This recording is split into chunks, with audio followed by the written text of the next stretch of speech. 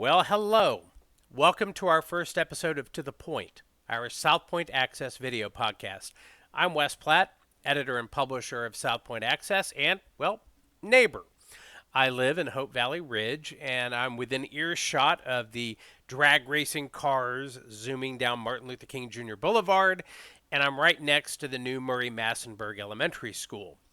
I'm married to a public defender. I'm father of two wonderful kids who attend Durham Public Schools. One of those kids, my son, is off to Rogers Her Middle School this summer.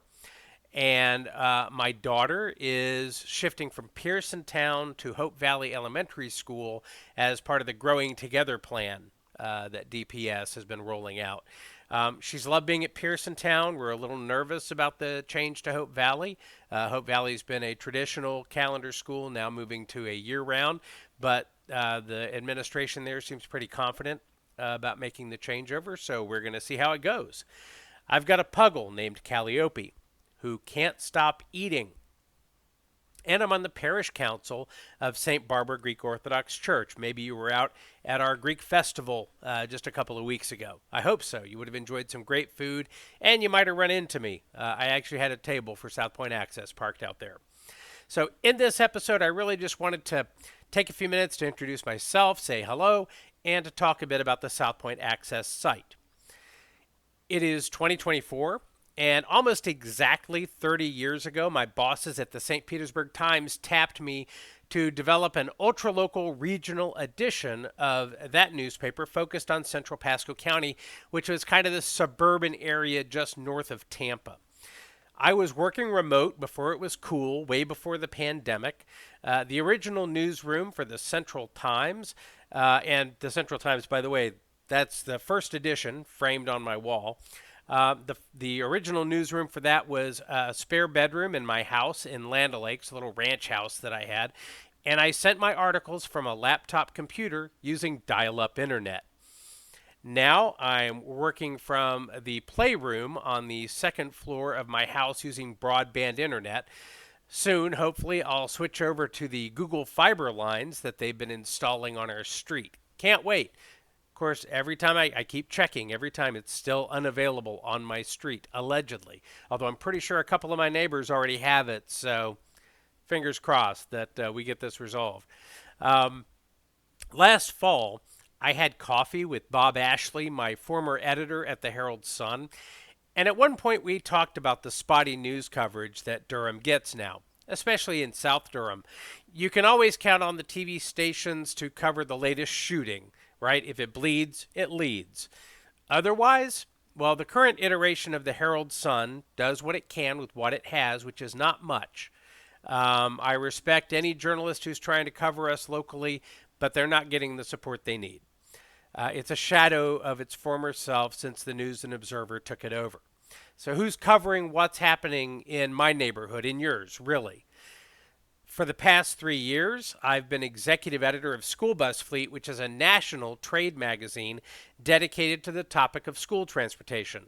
I did not know this magazine existed before I discovered it when I was out looking for jobs for freelance writing, and they needed an executive editor. And lo and behold, I took an interest. I mean, there's a lot that goes on with those yellow school buses that we see running down the street, a lot more than I ever imagined. I thought you get a bus, you get a driver, off they go to pick up the kids. It's not the case. You have to inspect those buses. Those buses have to be replaced every once in a while.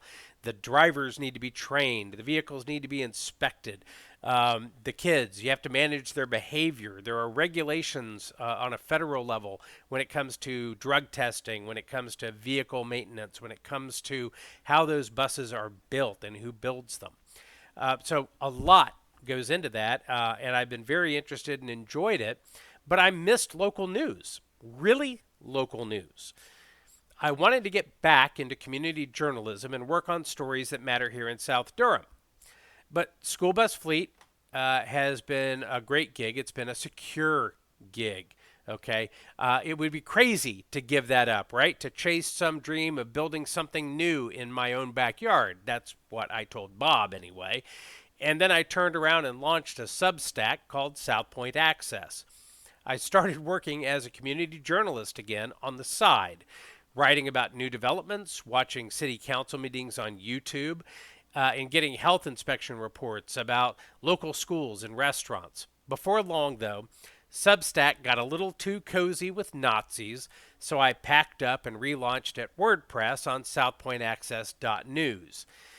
In January, Durham Public Schools started melting down over a misfired classified worker pay plan, and I found myself back in person at packed Board of Education meetings and worker protests. Now, don't get me wrong, that whole situation was and remains horrible for the people that are affected by the uncertainty over their paychecks. I get it, but from a professional perspective, as a journalist, it felt right to be back in that mix to me. In the months since, I've prepared for the chance to do the insane thing I said I'd never do. I'm giving up that safe job, that certain paycheck, to chase ultra-local news right here in South Durham. I'm kind of terrified. My wife's nervous. My kids think it's kind of cool, so I have that going for me. On the Southpoint Access site, you're going to find school news, business news, articles about pending real estate developments, obituaries. That's something I started putting out recently. Crossword puzzles. I design them. I share them. Please use them at your leisure. The So Do Compass directory, which I'm trying to build up, and I'm hoping to have a print version of that once a year.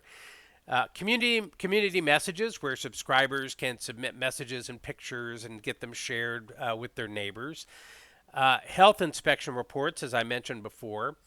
Nerdspresso columns about movies, TV, all things nerdy from my pal Jeff Stanford. And occasional fiction by me, maybe others at some point, for our subscribers. Look for more to come as I try to ramp up our coverage and, funding permitting, staff. I really don't want to do this alone. Unlike the Central Times, Southpoint Access isn't backed by big newspaper money, and these days, big newspaper money is hard to find anyway, even if you're a big newspaper. So I'm relying on people like you, my neighbors, my readers, to support ultra-local journalism as subscribers. If you want to read more about what's going on in South Durham, if you want to put me out there in our schools, down our streets, among our businesses to tell you what's going on, I'm asking that you support that free coverage by subscribing.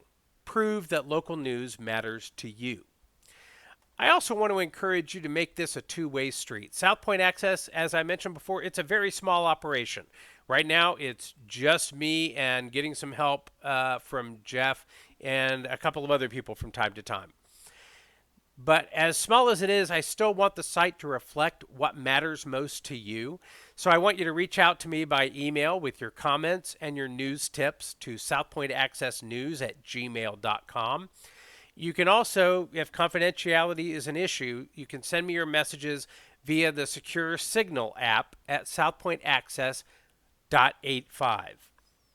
All right, and now it's your turn. In the comments, tell me about your neighborhood, how long you've lived there, and one thing you want to know about South Durham that I can go look up. Thanks for watching, and see you next time on To The Point.